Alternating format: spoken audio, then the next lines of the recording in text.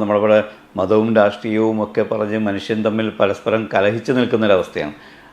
ജാതിയുടെ പേരിലാണ് ഇപ്പോൾ കാര്യങ്ങളൊക്കെ ചർച്ച നടക്കുന്നത്. അതുകൊണ്ടായിരിക്കും ഈ ചോദ്യം വന്നിരിക്കുന്നത്. അമുസ്ലിമായ ഒരു സ്ത്രീയുടെ പാൽ ഒരു മുസ്ലിമായ കുട്ടി കുടിക്കാൽ അത് അനുവദനീയമാണോ? അതെന്താണ് അതിൻ്റെ? ഇസ്ലാമിൽ അനുവദനീയമാണ്, യാതൊരു പ്രശ്നവുമില്ല. ജാതിയുടെ വിഷയത്തിലോ മതത്തിൻ്റെ വിഷയത്തിലോ ആ കാര്യത്തിൽ ഒരു വകതിരിവ് ഇല്ല. ഒരു അമുസ്ലിം സഹോദരി ഒരു പക്ഷേ ഈ മുല കുടിക്കേണ്ട പ്രായത്തിലുള്ള കുട്ടിക്ക് ഞാൻ പാല് കൊടുക്കാം എന്ന് പറഞ്ഞു വന്നാൽ, നീ അമുസ്ലിം ആയതുകൊണ്ട് എൻ്റെ കുട്ടിക്ക് മുല കൊടുക്കാൻ പാടില്ല എന്ന് പറഞ്ഞ് മാറ്റി നിർത്തപ്പെടേണ്ടതില്ല. അവിടെ അമുസ്ലിം സ്ത്രീയുടെ പാല് കുടിക്കലും അനുവദനീയമാണ്. ഒരു അമുസ്ലിമായ കുട്ടി ഒരു മുസ്ലിം സ്ത്രീയുടെ പാല് കുടിക്കലും, നേരെ തിരിച്ച് അങ്ങോട്ടും ഇങ്ങോട്ടും പാൽ കൊടുക്കലും അത് കുടിക്കലും അനുവദനീയമാണ്. അതോടൊപ്പം അങ്ങനെ കുടിച്ചാൽ ഈ മുലകുടി ബന്ധം എന്നുള്ളത് അവിടെയും സ്ഥിരപ്പെടുമെന്നാണ്. സ്വന്തം ഉമ്മയുടെ സ്ഥാനത്ത് ഈ അമുസ്ലിം സ്ത്രീ ആയി വരികയാണ്. ആ മുസ്ലിം സ്ത്രീയെ കാണൽ അനുവദനീയമാണ് എന്ന നിയമമാണ് അവിടെ പിന്നെ വന്നു ചേരുക. ഇസ്ലാം പുരുഷനും സ്ത്രീക്കും വസ്ത്രധാരണ രീതിയെക്കുറിച്ച് വ്യക്തമായ കൽപ്പന നൽകിയിട്ടുണ്ട്. അതെല്ലാവർക്കും അറിയാവുന്നതാണ്. എന്നാൽ പുതിയ കാലഘട്ടത്തിൽ അവയെല്ലാം മാറ്റിമറിക്കുന്ന ഫാഷൻ ഭ്രമത്തിൻ്റെ മുമ്പിൽ നമ്മുടെ കുട്ടികൾ സഞ്ചരിക്കുന്നതായി കാണുന്നു. ഇസ്ലാമിക വീക്ഷണപ്രകാരം പുരുഷന്മാർക്കും സ്ത്രീകൾക്കുമൊക്കെ വസ്ത്രം എങ്ങനെ ധരിക്കണം എന്നതിന് കൃത്യമായ നിയമം പറയുന്നുണ്ട്. ഒരു പുരുഷനെ സംബന്ധിച്ചിടത്തോളം മുട്ടുപൊക്കളുടെ ഇടയിൽ അന്യ പുരുഷന്മാരോ അന്യ സ്ത്രീകളോ ഒന്നും കാണാൻ പാടില്ല. അവ പൂർണ്ണമായും മറിഞ്ഞിരിക്കണമെന്നാണ്.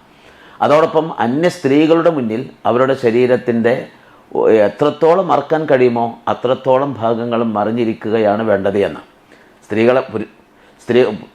പുരുഷന്മാരെ സംബന്ധിച്ചിടത്തോളം ഒന്നുകിൽ അവൻ തുണിയും ഷർട്ടും ധരിക്കുന്നവനാണ്, അല്ലെങ്കിൽ ഫാൻറ്റും ഷർട്ടും ധരിക്കുന്നവനാണ്. അപ്പോൾ ശരീരത്തിൻ്റെ ഏറെക്കുറെ ഭാഗങ്ങളൊക്കെയും മറിയുന്നുണ്ട്. ആ രൂപത്തിൽ തന്നെ അവർ മറച്ച് നടക്കുകയാണ് വേണ്ടത്.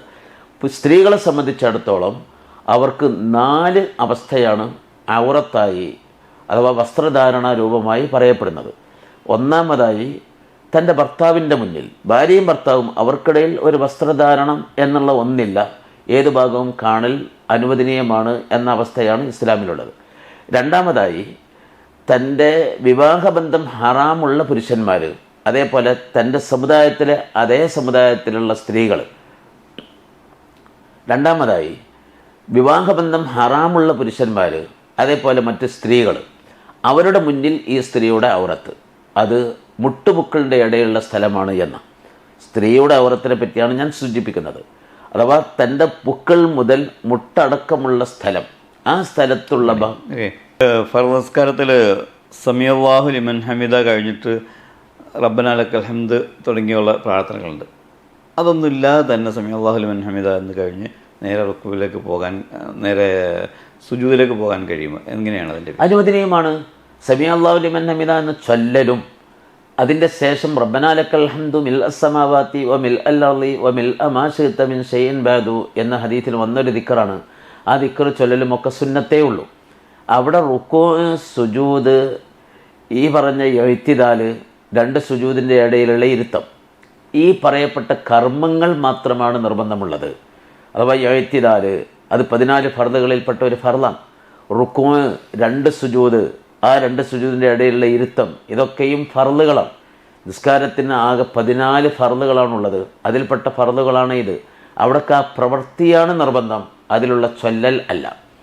ഇസ്ലാമിക വീക്ഷണപ്രകാരമുള്ള നിസ്കാരം, ആ നിസ്കാരത്തിൽ 3 വിധത്തിലുള്ള കർമ്മവും നിർബന്ധമായി വരുന്നുണ്ട്. ഒന്ന്, മനസ്സിലുള്ള കരുത്ത്, അതാണ് നിയ്യത്ത്. പിന്നെ ഫാത്തിഹ പോലുള്ള ചൊല്ലൽ നിർബന്ധമുള്ളത് അതൊക്കെയും കൗലിയായ ഫർളാണ്.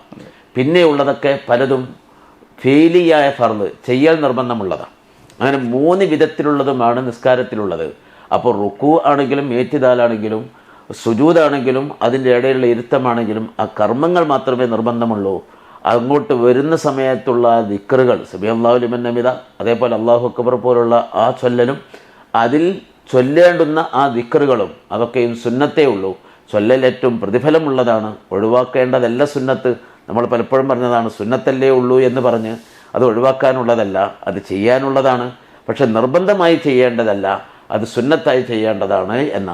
അപ്പോൾ സമീഅല്ലാഹു ലിമൻ ഹമിദ ചൊല്ലി ദിക്ർ ചൊല്ലാതെ നേരെ സുജൂദിലേക്ക് പോയാലും നിസ്കാരം സഹിയാകും, കുഴപ്പമൊന്നുമില്ല. പക്ഷേ ഇവിടെ നിസ്കാരം നഷ്ടപ്പെടുന്നൊരു സംഭവം ഉണ്ടാവില്ല. കാരണം സമീഅല്ലാഹു ലിമൻ ഹമിദ നേരെ സുജൂദിലേക്ക് പോയാൽ ഇവിടെ ഒരു തുമൈനീനത്ത്.